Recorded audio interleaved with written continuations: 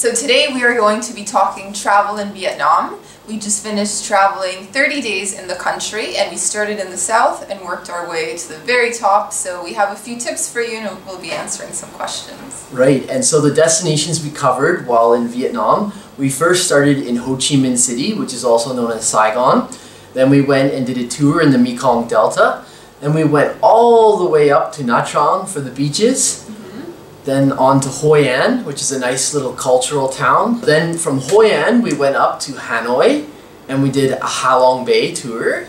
And finally, we went hill trekking in Sapa.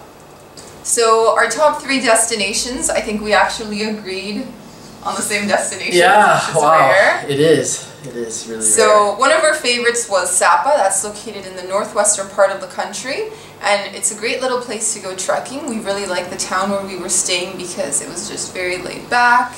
We had the nicest views ever from our hotel room. I've never had views that gorgeous. So our second favorite destination was Hoi An, which is the kind of sleepy cultural town that is no secret to anyone who's traveled in Vietnam. It's a very well-known destination, but for good reason. So why did you like it so much?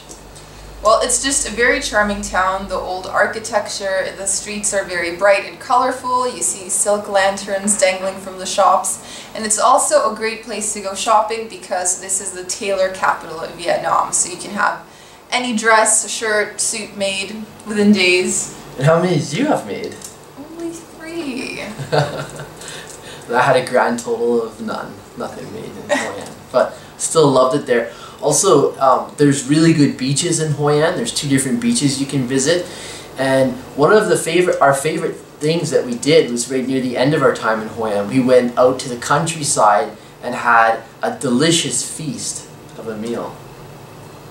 Our third favorite destination was Ha Long Bay, and we ended up taking a 2-day tour. This allowed us to go kayaking, visit a few caves, and also spend a little bit of time at a private beach. And what we liked about this destination was just the scenery. Wow, yeah. Those stunning cliffs. They were stunning, yes. Different ways you can travel throughout Vietnam. You can take the bus, you can take the train. There are a number of cheap domestic flights, and we had a preferred method. And what was that? Taking the train. Yeah, absolutely. Although the train is definitely more expensive than taking the bus, it's so much more comfortable and scenic as well. So Vietnam is a great destination for the budget traveler. It wasn't as cheap as in Cambodia, but it still offered great value. On average, I would say we roughly paid somewhere between $17 to $20 for a room. A few times we splurged on a $30 room, which basically offered boutique value. Eating locally was a great way to keep to our budget. We could often get meals for about $2, and of course an international meal would be closer to $6, $7, which still wasn't bad. And that's per person, so yeah, it's still really good value. So a lot of the destinations we ended up visiting in Vietnam were places that were easy to walk around on foot or by bicycle, so we found that we weren't spending a lot of money on transportation. We have now covered 4 different countries since we started our trip. We've been to Malaysia, Cambodia, Vietnam, and now Thailand. And so far, Vietnam has been our favorite country, and I would say primarily this is because there is so much diversity, and you see this in the foods, in the landscape, in the people you meet.